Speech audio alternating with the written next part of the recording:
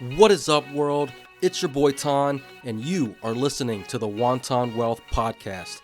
Here, I'm going to unravel anything and everything commercial real estate related. And more importantly, we're going to add abundant value. So if you're ready, buckle up your eardrums.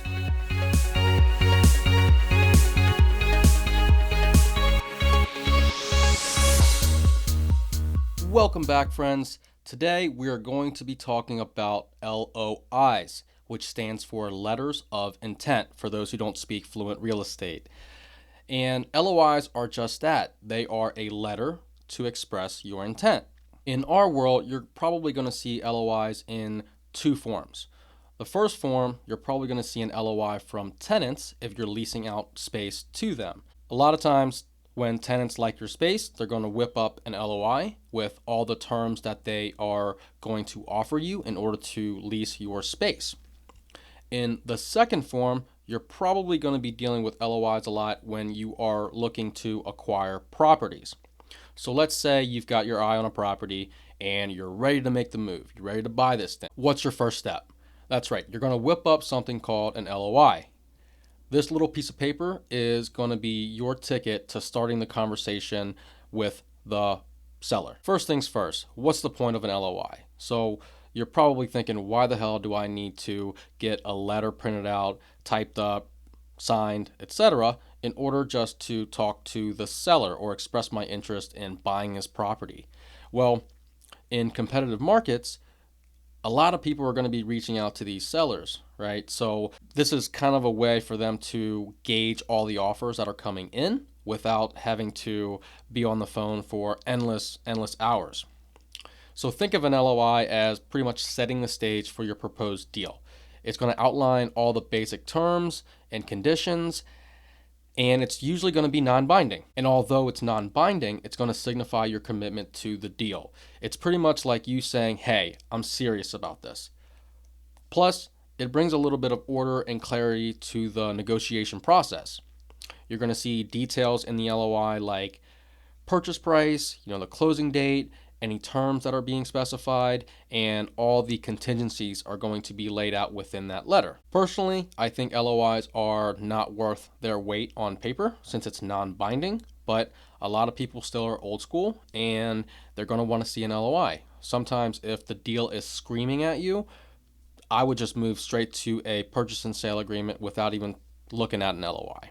So since an LOI is non-binding, a lot of times if you have a template, you can pretty much use that yourself. However, if you've never worked with an LOI before, it's probably best for you to leave that to the attorneys in order to get the precision of all your terms and offers and contingencies out on paper. But when you're looking at an LOI, you're going to have a couple key components here. You're going to have the purchase price, which is the price you're going to offer the seller. You're probably going to have your financing structure, which is how you're planning to finance the purchase of the building, whether it be all cash, if you're just butt fuck loaded, or if you are going to go the conventional route, or if you're doing any type of creative financing in order to acquire the property. You're probably also, or you should have a section in here that's talking about earnest money, which is how much money you're going to be putting down to show the seller that you're serious. And most importantly, you're going to have some times in there.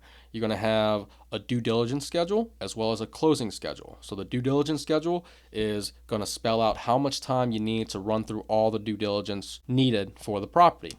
And then you're going to have a closing schedule, which is a closing timeline. So after you get all your due diligence stuff done, bank is cool with it, how much time after that do you need to close the property? I've also seen out there a couple people being super creative and using video LOIs. So they'll record, a 5-minute Loom video or just a video in general talking about the terms that they're willing to offer, a little bit of their background, all that jazzy shit, and then they submit it as their LOI to the broker. Now let's switch gears and talk about LOIs that are for leasing. So once again, you're going to see LOIs from tenants that are expressing interest into leasing your commercial space. Once again, they're non-binding. So on an LOI for lease, you're probably going to find a few things here as well. You're going to find the tenant's name, the landlord's name, property name, the property address, description of the space being leased, how many square footage, what unit it is or the address, what they're going to be using the space for, how long they're willing to lease the space for, any options or renewals that they want, any rent increases that they're willing to do, and importantly, you got to have the rent amount, how often they're going to be paying that rent, or if they're actually asking for any concessions. And speaking of concessions, there's probably going to be tenant improvement in there, any TI that they're asking for or build outs, and they'll probably highlight, what type of lease it's going to be, if whether or not they're going to be covering any expenses or CAM charges. And sometimes you might see a clause in there whether or not they are willing to sublease or wanting to sublease or assign. A value tip for you guys here is that if you do tenant options, make sure that they give you a 180-day notice to allow you time for transitions so that you can avoid any vacancies. So, if they don't give you that notice within that 180-day time frame, now you can go in, be proactive, take pictures of the space, and relist it so that you can get a tenant in once this one moves out. You're probably wondering what happens after you submit your LOI. Well, you pretty much got a few options or steps that follow that. So if your LOI is accepted, you're going to be moving on to the purchase and sale agreement. So it's going to get a little bit beefier on the PSA to where you're going to highlight all the details of the deal. Now, you can also get rejected. So if you do, it's not the end of the world. You're fine. You're not going to die. Just regroup, figure out if you can counter an offer or bring a better offer.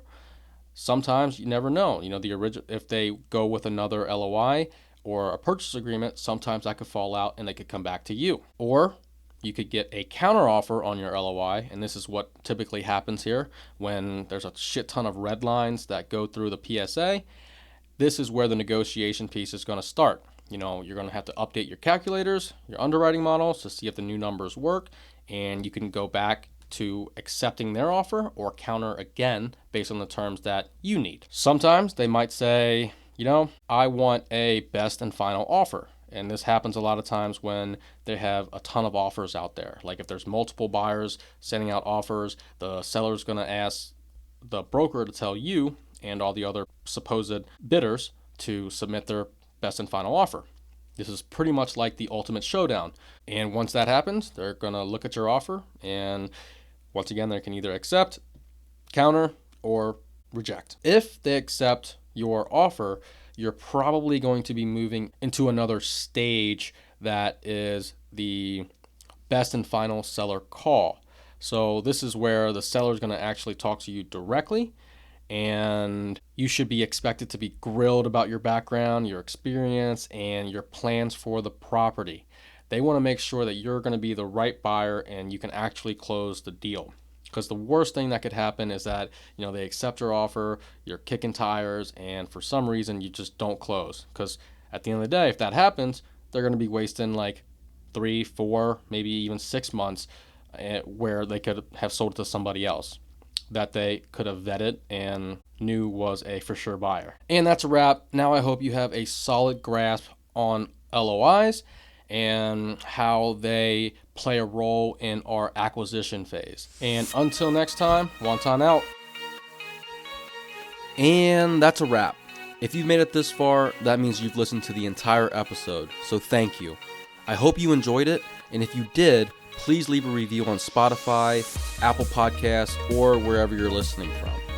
And if you've learned something or found it useful, share it with one of your homies. And if you want to get in touch with me, I'm pretty active on IG. My handle is pro_TANH. Reach out, let me know what you liked, what you didn't like, or what you want to hear about in the future. I'm here to tailor this to you. Until next time.